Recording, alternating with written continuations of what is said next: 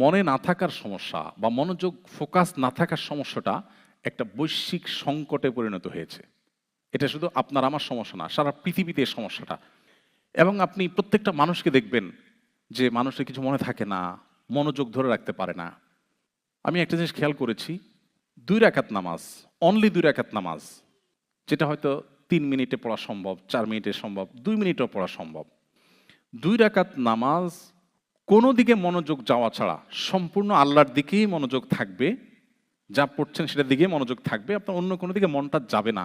এইভাবে মনোযোগ নিয়ে মাত্র 2 রাকাত নামাজ পড়ার মতো ক্যাপাবল মানুষ হাজার হাজার মুসল্লি, লাখ লাখ মুসল্লিদের মধ্যে একজনেরও নেই। আপনি ট্রাই করতে পারেন, শুরু করেন নফল নামাজ 2 রাকাত 2 রাকাত করে পড়েন, দেখে ট্রাই করেন তো যে একবারও মনোযোগ যাবে না, আমি দেখে হয় কিনা। খুব ডিফিকাল্ট হয়ে গেছে। গবেষকরা বলছেন মানুষের ফোকাস ধরে রাখার যে ক্ষমতা সেটা খুব ভয়াবহ আকারে হ্রাস পেয়েছে।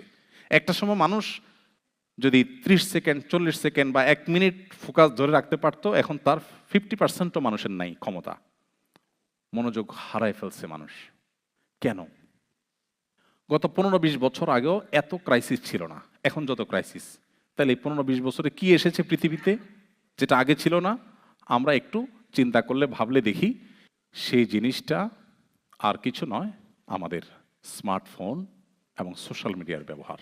এগুলো কিভাবে আমাদের ফোকাস এবং মনোযোগ, আমাদের স্মৃতিশক্তিকে নষ্ট করছে, এটা নিয়ে অনেক লম্বা আলাপ করতে হবে। আমি সেদিকে যাব না, আমি সংক্ষেপে শুধু একটু বলি। আমি নিজে যখন এই সমস্যাটা ফেস করছিলাম, আমার যে প্রোডাক্টিভিটি কোচ, আমার যে মেন্টর, একজন আমাকে ফিজিক্যাল এক্সারসাইজ করান প্রতিদিন, আরেকজন আমাকে সপ্তাহে একদিন কয়েক ঘন্টা সময় নিয়ে আমার সারা সপ্তাহের কাজগুলোকে আরও বেশি প্রোডাক্টিভ এবং আরও বেশি আপনার ভালোভাবে করার জন্য আমাকে গাইড করেন। তো আমার সেই প্রোডাক্টিভিটি কোচ বা আমার যে মেন্টর, পার্সোনাল মেন্টর, আমি তাকে বললাম যে আচ্ছা, আমার মনে থাকে না, আমি এক সময় 200 পৃষ্ঠার বই পড়েছি, পুরাটা মুখস্থ হয়ে গেছে, আর এখন একটা সন আমি মুখস্থ রাখতে পারি না, নোট ছাড়া কথা বলতে পারি না। কি সমস্যা? ডাক্তার দেখিয়েছি দেশে দেশে বাইরে, কোনো সমস্যা ধরা পড়ে না, ডাক্তাররা কিছু খুঁজে পায় না, বাট আমি ফিল করছি এই সমস্যা।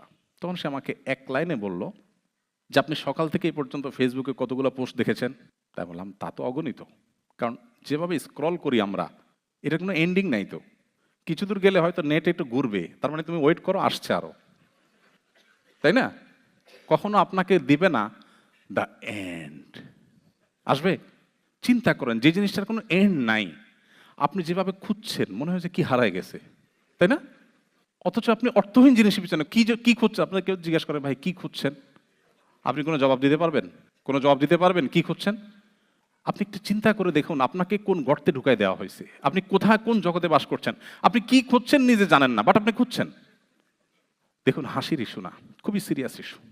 আমাদের ঈমান, আমল, এমনকি দুনিয়ার যে আমাদের জীবনের বরকত, সেটাও নষ্ট হয়ে যাচ্ছে। আমাকে তখন সে বলল, সকাল থেকে এই পর্যন্ত আপনি কতগুলো স্ট্যাটাস দেখেছেন? আমি বললাম, না হলেও তো শখানিক হবে, আরও বেশি হবে, কারণ স্ক্রল যখন করি প্রতি সেকেন্ডে তো 2টা-3টা করে চায়। তো আমাকে বললো যে একটা স্ট্যাটাস আপনি আমাকে বলেন আগাগোড়া যেটা আপনি দেখেছেন। আমি বললাম, তা তো বলতে পারবো না। বলছে কমেন্ট কি পরিমাণ দেখেছেন? আমি অগণিত কমেন্ট দেখেছি। বলে যে একটা কমেন্ট বলেন আমাকে আগাগোড়া। আমি তাও বলতে পারবো না।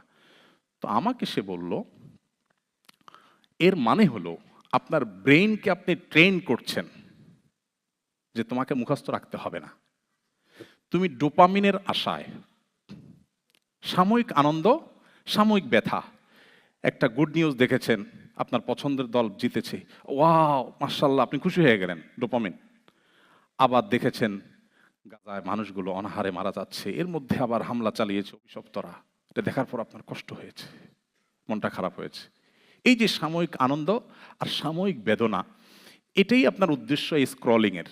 এখান থেকে আপনি কোনো জিনিস মুখস্থ করতে চান না, আপনার ব্রেইন অভ্যস্ত হয়ে গেছে যে আমাকে মুখস্থ করতে হবে না। এর ফলশ্রুতিতে আপনার কোনো কিছু মনে থাকে না, মনোযোগ থাকে না, বিকজ আপনার ব্রেইন অভ্যস্ত হয়ে গেছে মনোযোগ না রেখে অসংখ্য জিনিস পড়ার উপরে। আপনি এটা ছেড়ে দেন, সিরিয়াস হন, আপনার জীবনে পরিবর্তন আসবে। কয়েক মাস হয়েছে আমার মোবাইলে কোনো ফেসবুক, কোনো ইউটিউবের অ্যাপ নাই, আমার অফিসে, আমার বাসায়, আমার কোনো পিসিতে কোথাও নিউজ ফিডে ঢুকার কোনো অপশনই নেই। সেটা এমনভাবে ব্লক করা, আমি চাইলেও ঢুকার সুযোগ নেই। আলহামদুলিল্লাহ, আমি ফিল করছি যে আমি অনেক ভালো আছি। আমরা যারা ইবাদত করতে পারছি না, নামাজে মনোযোগ থাকছে না, আমাদের যাদের ফোকাস নষ্ট হয়ে যাচ্ছে, আমাদের বাচ্চারা ধ্বংস হয়ে যাচ্ছে, আল্লাহর শপথ করে বলি এটার প্রভাব সবচাইতে বেশি। আরো অনেক কারণ আছে, এটার প্রভাব সবচেয়ে বেশি।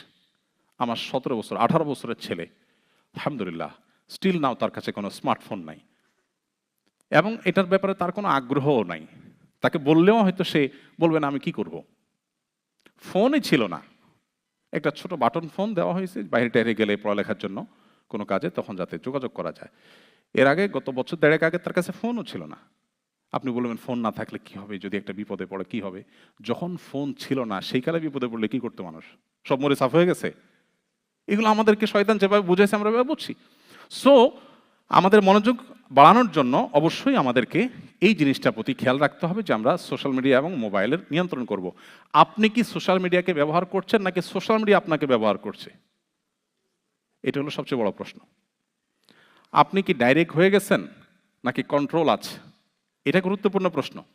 এটা আমাদেরকে শেষ করে দিচ্ছে। অনেক সময় দাওয়াতের কাজের নাম দিয়া ঘন্টাকে ঘন্টা স্ক্রল করছি উদ্দেশ্যহীনভাবে। এটা কখনো একজন মুসলমানের লাইফস্টাইল হতে পারে না, অসম্ভব। আমি জানি এই স্রোতের বিপরীতে আমার কথাগুলো খুব বেশি প্রভাব ফেলবে না, কিন্তু আমি আমার দায়িত্ব পালন করলাম।